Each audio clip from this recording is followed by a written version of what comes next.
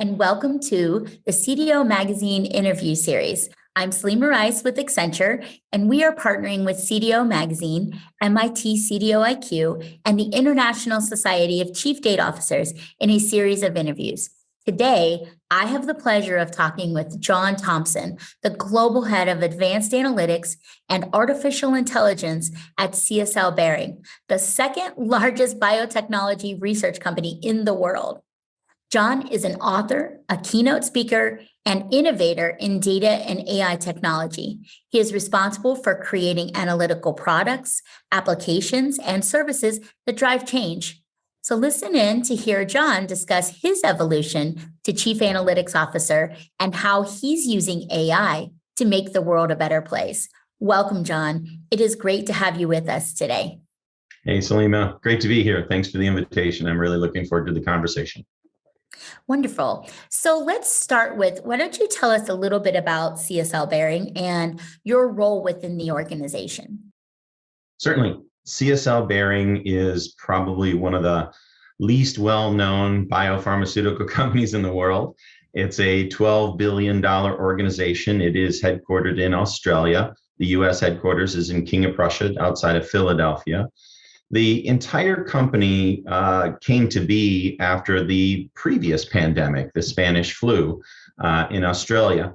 And the entire company is set up around a couple different operations. The largest is plasma operations, where we collect plasma from different donors around the United States and around the world. We have over 300 plasma donation centers in the United States.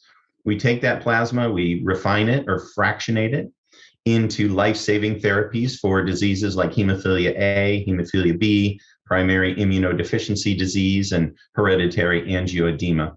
We also have a very large division, the second largest in the world, that produces flu vaccines, which of course is very important at this time in the world. So we're a large organization that produces life-saving therapies for rare diseases and for influenza and different kinds of viruses.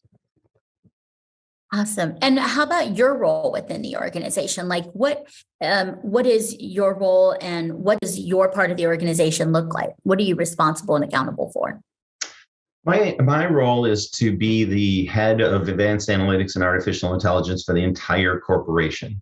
So my role is to interface with senior vice presidents, executive vice presidents, C-level executives, managers, when they have ideas about what they'd like to do with data and advanced analytics. So they come to me and say, we'd like to understand our donors better. We'd like to understand the entire population for this therapy that we have. We'd like to understand supply chain efficiency and manufacturing effectiveness. So I have conversations with executives around the world about their strategic problems and challenges and how we can build applications and analytics to help solve that and make the operations work better all the way around. So my organization sits in the CDIO's organization, Chief Data and Information Officers organization. And I have data scientists, data visualization experts, data engineers, application developers, and we listen to people and then we build applications for them. That's great. So that's a huge, or it sounds like you have quite a bit of responsibility in a company that size. Is your organization centralized or decentralized? Do you operate under like a center of excellence? And what advice do you have for other leaders that are looking at this approach? That's a great question, Salema. And it swings back and forth, doesn't it? It's centralized sometimes, it's decentralized different times. We go vertical industries, we go horizontal approaches. It's the flavor of the day. So what we've done over the last 4 years is we've started out with the Center of Excellence. That's my team. And they are centralized in King of Prussia, but we do have people all over the world, but we do have a center of gravity in King of Prussia. But we have 3 different organizational structures that work together. We have the Center of Excellence, and we work on and build applications, but we also loan out data scientists and application developers to different parts of the organization as well. We have what we call a community of practice. That's about 500 people around CSL. There are 27,000 employees in CSL. So those 500 people are scattered all over the world. and they're interested in data analytics. And then we break that community of practice into 15 special interest groups.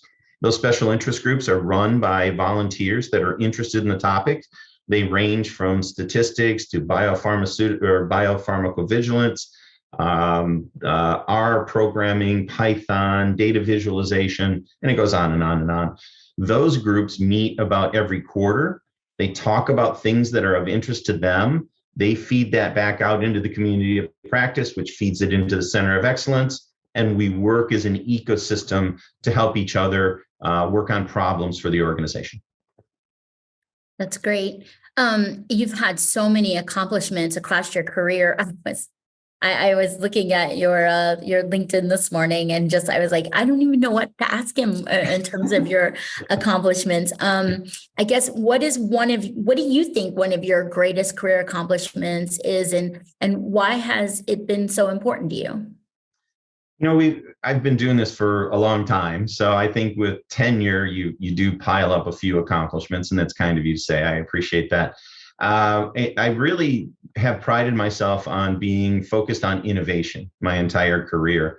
I started out in the late 80s and actually we're a part of a team that created the conformed dimensional model. I was the first person to ever build one. I just thought it was a good idea. It just seemed like it was something we should do.